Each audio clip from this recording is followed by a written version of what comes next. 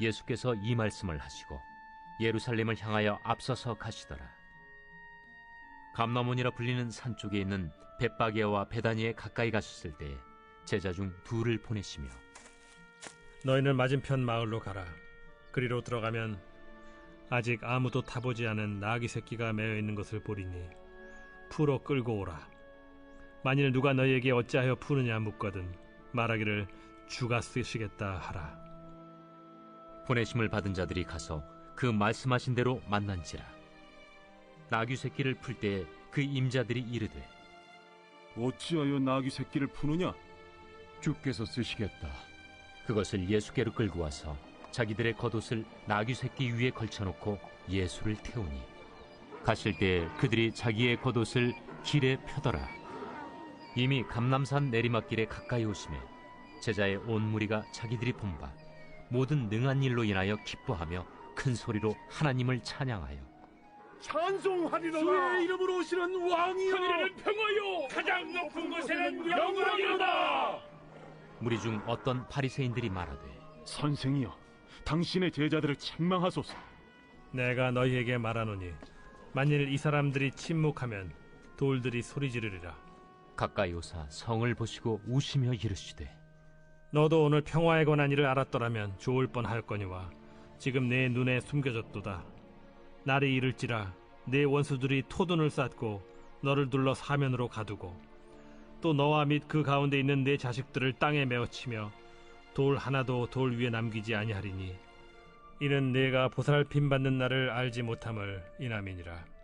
성전에 들어가사 장사하는 자들을 내쫓으시며 그들에게 이르시되 기록된 바 내 집은 기도하는 집이 되리라 하였거늘 너희는 강도의 소굴을 만들었도다. 예수께서 날마다 성전에서 가르치시니 대제사장들과 서기관들과 백성의 지도자들이 그를 죽이려고 꾀하되 백성이 다 그에게 귀를 기울여 들으므로 어찌할 방도를 찾지 못하였더라.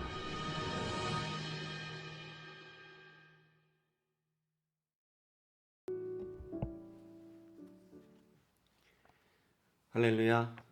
오늘도 주께서 합당한 말씀으로 역사하시고 은혜 더하여 주실 줄로 믿습니다. 예수님께서는 우리가 어제 본 말씀에서와 같이 이 땅에 오신 목적을 분명히 말씀하셨습니다. 예수님께서는 이 땅에 오셔서 어떤 문제를 해결하시겠다고 말씀하셨습니까? 죄의 문제를 해결하시겠다고 말씀하셨습니다. 그리고 예수님의 이러한 위대한 사역은 단지 예수님께서 홀로 행하신 일이기만 한 것이 아니라 장차 예수 그리스도를 따랐던 제자들이 이것을 위임받아서 교회 공동체와 함께 이 사명을 계속 이어가실 것에 대한 말씀을 문화의 비유를 통해서도 가르쳐 주셨습니다. 주님께서 오늘 우리의 삶 가운데 행하신 그 놀라운 일들을 우리가 그저 나의 은혜로만 누리고 끝나는 것이 아니라 오늘 믿음의 여정을 걷는 동안 저와 여러분의 삶의 입술의 고백을 통해서 또 삶의 내용을 통하여서 주의 행하신 일들이 증거되어지기까지 겸손히 여러분의 삶을 내어드리는 것, 그것이 우리가 할 수 있는 최선의 일일 것입니다. 예수님은 애초에 이 땅에 오실 때부터 마지막 종착점, 그러니까 목표 지점을 정확히 규명하시고 그곳을 향해 가셨다라고 말할 수 있습니다. 예수님이 가셔야 하는 곳, 마지막에 이르시기를 계획하셨던 곳 어디입니까? 예루살렘입니다. 그리고 예루살렘에 예수님께서 입성하셔서 마지막 사명을 다 감당하시고 결국 십자가에 죽으시는 것, 그것이 예수님께서 장차 이루실 일의 종착 지점이었죠. 예수님께서 그 가시는 길을 오늘 본문 말씀에 보면 이렇게 설명하고 있습니다. 28절에 보면 예수께서 이 말씀을 마치시고 어떻게 가시며 앞장서서 걸으시며, 예루살렘을 향해 나아가시는 예수님의 모습을 설명해 놓은 이 말씀의 구절은 오늘을 살아가는 우리 그리스도인들이 예수 그리스도의 모습을 이렇게 보아야 한다는 것처럼 들을 수 있어야 합니다. 예수님께서는 예루살렘을 그냥 가시는 것이 아니라 어떻게 가십니까? 앞장서서 가십니다. 앞장선다는 의미는 어떤 의미가 있을까요? 홀로 가신다는 것이 아니라 모범이 되어 가신 그 길을 많은 사람들이 뒤따라올 수 있도록 앞서가신다의 그런 개념이 크겠죠. 예루살렘을 향해 나아가시는 예수님의 그 발걸음, 십자가에 오르시기까지 선택하신 예수님의 가신 그 길, 우리 그리스도인들은 앞장서 가신 예수 그리스도를 뒤따르는 삶의 모습이어야 할 줄로 믿습니다. 성경이 하나님의 백성들의 삶의 모습의 연약함을 표현하고 있는 구절 가운데 이와 같은 말씀이 있죠. 각기 제 길로 갔거늘이라는 표현입니다. 주님께서 우리의 삶 가운데 앞서가시고 또 길이 되어 주셔서 어디로 향하여 어떻게 나아가야 할지를 이미 다 말씀하시고 보여주셨음에도 불구하고 우리의 삶의 태도는 항상 어떤 삶을 선택하기를 원합니까? 내가 가고 싶은 길, 그 각기 제 길로 가는 삶을 살고자 하는 것이 우리의 본성이고 삶의 습성이다라고 말할 수 있을 것입니다. 오늘 주님이 가신 길을 여러분 잘 주목하셔서 주님이 가신 그 길, 아니 길 되신 예수 그리스도를 따르며 순종하며 나아갈 수 있는 여러분 되시길 축복합니다. 그렇게 예수님께서는 29절에 보면 올리브산이라 불리워지는 산에 있는 벳바게와 베다니에 가까이 오셨다라고 말씀하고 있습니다. 지리적으로 보면 예수님은 어디에서 출발하셨습니까? 여리고라고 하는 곳에서 출발하셨죠. 해수면보다 약 250m 낮은 지구상에서 가장 낮은 땅에서 해발 약 900m 되어지는 예루살렘을 향해서 예수님께서 올라가고 계십니다. 그리고 예수님은 또 어디로 올라가십니까? 십자가에 오르셨습니다. 그리고 또 어디로 오르셨을까요? 영원한 하나님의 나라로 예수님께서는 승천하셨죠. 여러분, 예수님의 사역을 한마디로 규명하자면 하나님이신 그분이 오셨다가 가셨다입니다. 예수님께서 이 땅 가운데 강림하셨습니다. 하나님이신 그분이 이 땅 가운데 내려오신 것이죠. 예수님 내려오신 이유는 무엇입니까? 육신을 입고 사람이 되어 이 땅에 내려오셨을 때 그 하나님의 뜻을 이루어 가시는 예수님의 사역을 통해서 죄의 문제가 해결받고 그래서 우리로 하여금 하나님께 나아갈 길을 열어놓으시기 위함이었습니다. 그리고 예수님께서는 결국 어디를 향해 가셨다고요? 하늘을 향해 올라가셨습니다. 그러면 우리의 삶의 그래프도 어떻게 그려져야 한다는 이야기일까요? 이 땅에서 사는 동안 우리도 낮은 곳을 향해서 내려가는 삶을 선택할 수 있는 삶의 모습이어야 할 것입니다.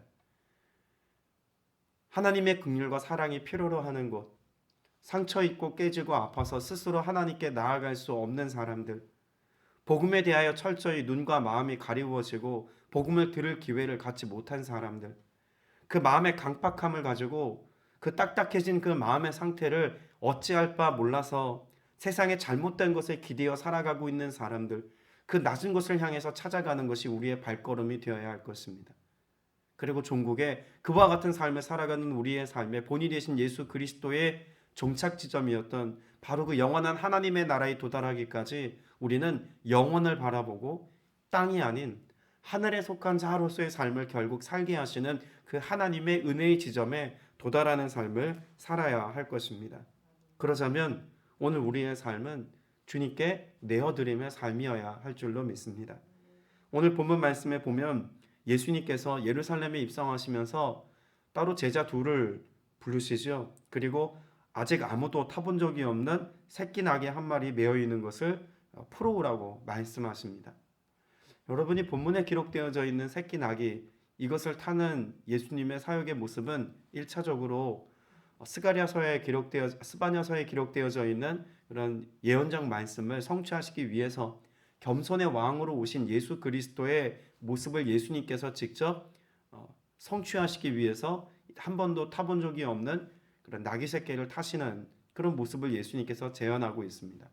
그 말씀을 성취하시는 것이 1차적인 목적이죠. 그런데 이 모습을 통해서 우리 그리스도인들에게 가르쳐주고 있는 삶의 내용이 있다면 어떤 것일까요?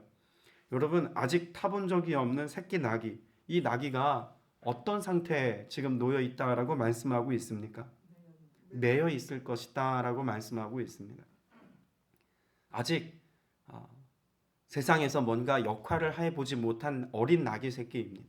그런데 태어나서 그렇게 아직 뭔가 해보기도 전에 매여 있는 상태에 있는 나귀 새끼의 모습은 어쩌면 우리가 이 땅에서 살아가고 있는 내 모습을 닮아 있다라고도 말할 수 있을 것입니다. 우리의 창조 목적은 어디 있을까요? 하나님의 영광을 위해서, 하나님의 뜻을 성취하는 것을 위해서 이 땅에서 살아가는 것입니다. 이 땅에 태어난 이유, 그 목적이 어디 있다고요? 앞서 전제했던 예수 그리스도의 그런 사역의 모습을 따라가는 것, 뒤따라가는 것, 사실 그것이 우리가 이 땅에 존재하는 이유와 목적이라고 볼 수 있습니다. 그게 성경적인 우리 그리스도인들이 살아가야 되는 1차적 목적이죠. 그런데 우리의 삶은 그렇게 주님을 따라가기 위해서 창조되었음에도 불구하고 우리는 어떤 상태라고요? 매여 있는 상태라는 것입니다. 세상에 매여 있고, 좀 더 명확하게 표현하자면 예수 그리스도를 알기 이전의 인생은 죄에 묶여 있는 삶이다 라고 말할 수 있다는 것이죠. 주님께 쓰임받아야, 또 주님이 가신 길을 따라가야 마땅한 인생임에도 불구하고 그렇게 매여 있는 삶이 우리의 실존이고 실체라고 말할 수 있다는 것입니다.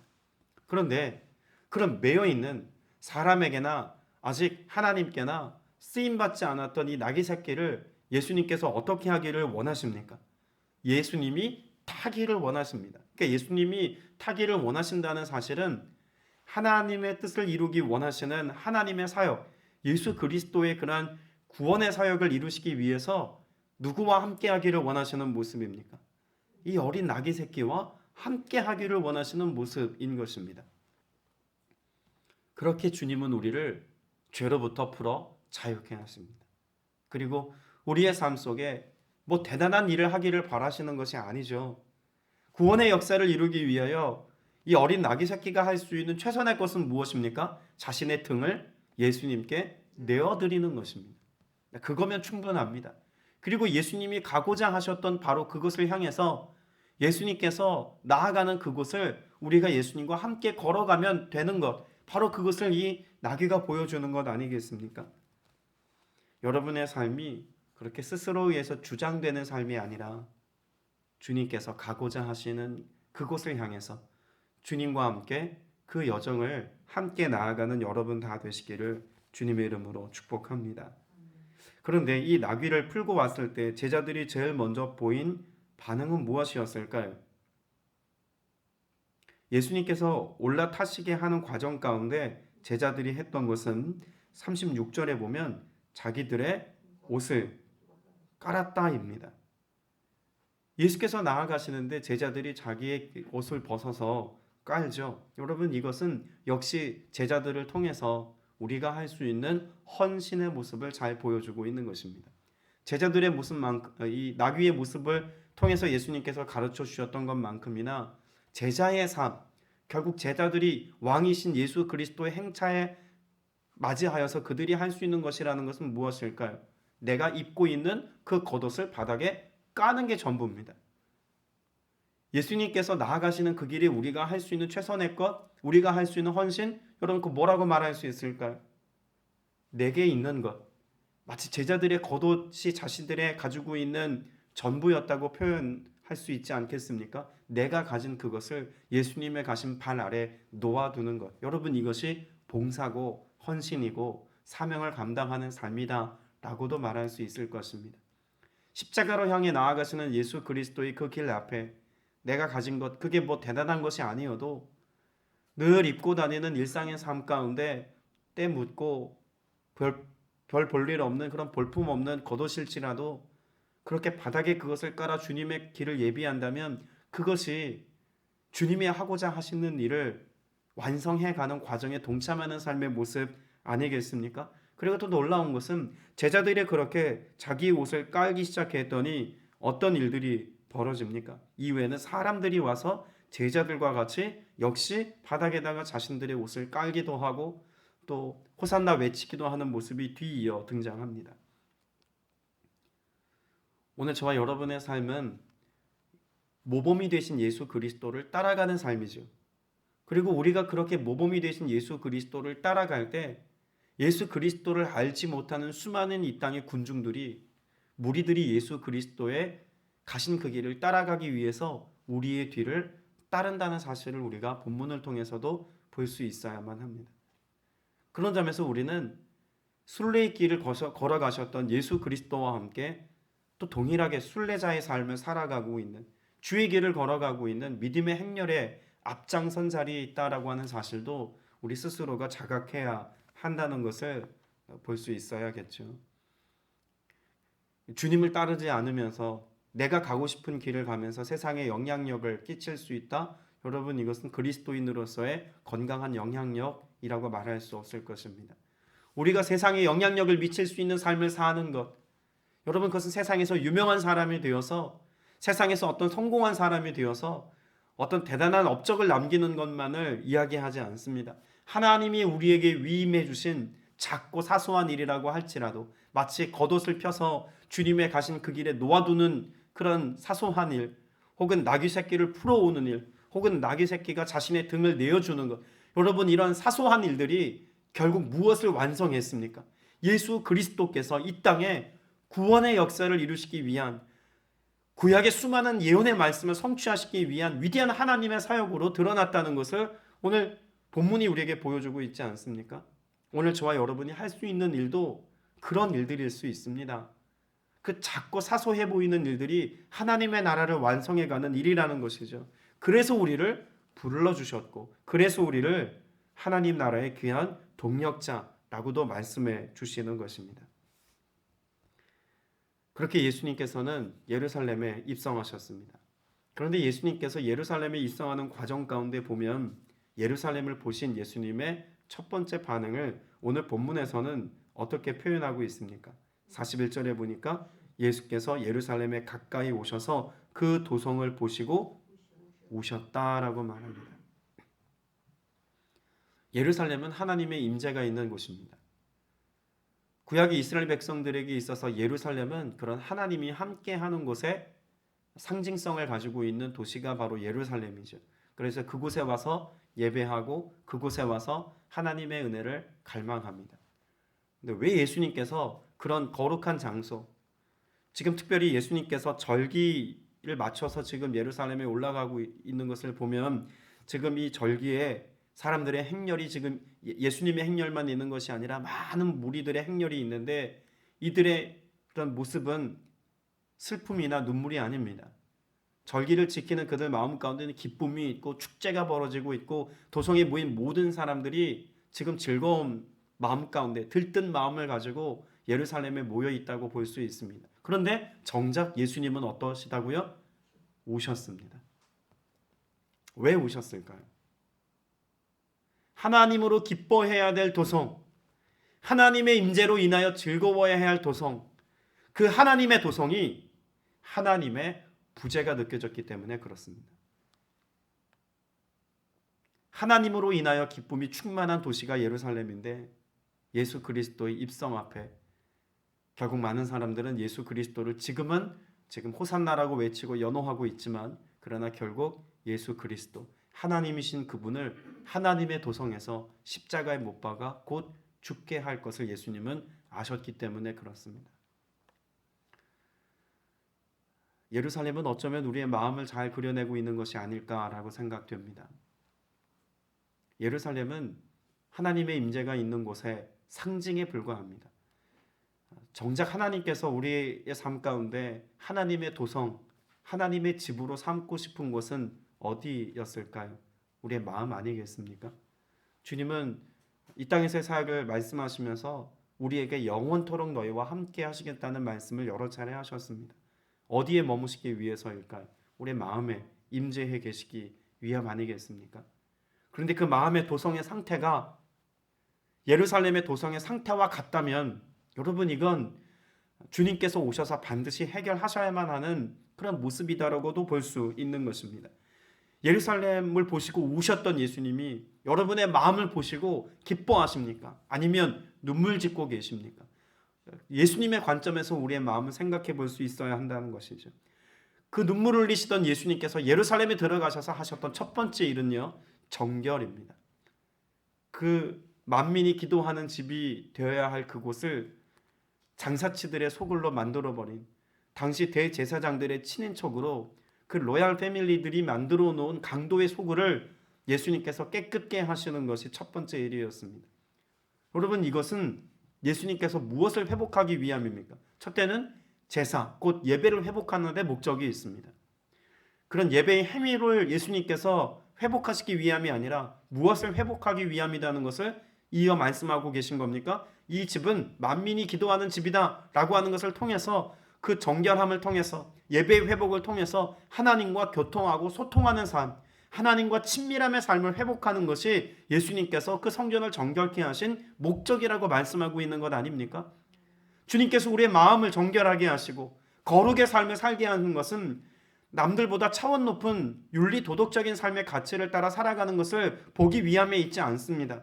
물론 그것도 부차적인 삶의 결과라고 볼 수는 있겠죠. 그러나 예수님께서 보혈로 우리의 마음을 씻어주시고 우리의 마음을 거룩한 집이 되게 하셔서 주님이 우리와 함께 성령으로 내주하시고 우리를 다스려 주심으로 거룩과 순결의 삶을 살게 하시는 것은, 첫째는 그리스도의 신부가 되어 주와 연합하여 함께 살기 위함의 목적이 있고, 그와 같은 삶 속에서 늘 주님과 교통하고 교제하는 삶을 가능케 하시기 위한 그런 삶의 이유가 있다는 것을 우리는 알아야 할 것입니다. 오늘 저 여러분의 삶을 철저히 하나님께 내어드려서 그런 하나님과 교통하고 교제하는 삶을 살기까지 내가 은혜를 누리고 또 그 은혜에 대한 반응으로 세상을 향하여서 복음을 선포하고 진리를 외치고 하나님 나라를 세상에 드러내 보일 수 있는, 그렇게 쓰임받는 주님을 따라가는 주의 영광을 나타내는 저와 여러분 다 되시기를 주님의 이름으로 축복합니다. 기도드리겠습니다. 은혜가 풍성하신 아버지 하나님, 주님의 창조하신 목적에 오늘 합당한 삶을 살아가기를 간절히 소망합니다. 주님, 우리의 심령을 새롭게 하시고 그래서 우리가 살아가는 삶의 모든 삶의 모습 속에서 하나님의 뜻이 이루어지고 성취되는 것을 보는 기쁨의 고백이 넘쳐나게 하여 주옵소서. 우리의 심령을 감찰하시는 주님, 주님의 눈물이 아니라 주님의 기쁨의 모습을 보기 원합니다. 오늘 이 하루 주님과 동행하며 그래서 주님과 함께하는 신앙의 순례자의 여정, 그 속에 주님이 행하신 놀라운 일들로 인하여 주와 함께 더불어 기뻐하고 주님이 눈물 흘리는 그곳에 우리가 함께 눈물 흘릴 수 있는 그리스도의 심장을 가진 주의 백성들 모두가 되게 하여 주옵소서. 그 선한 능력으로 오늘도 역사하시고 내부실 것을 믿사옵고 살아계신 우리 구주 예수 그리스도 이름으로 간절히 기도드렸사옵나이다. 아멘.